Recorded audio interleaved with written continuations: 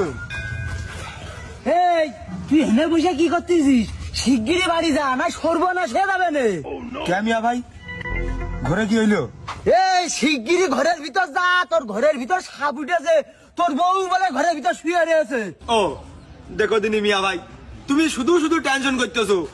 ও সাপ ঘরের ভিতরে মারা পড়ে গেল বইলে দেখো তুমি। তুই এনে বসে রয়েছিস, তোর ঘরের ভিতর সাপ উঠেছে, সেই সাপ এমনি মারা পড়ে যাবে। এই কি দেখি একটু বুঝিয়ে কদিনই।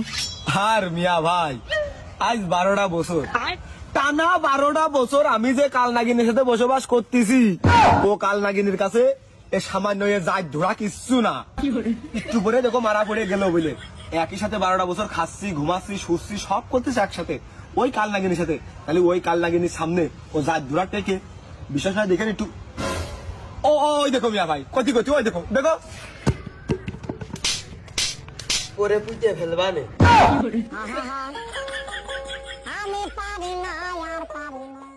ও মিয়া ভাই মিলেছে।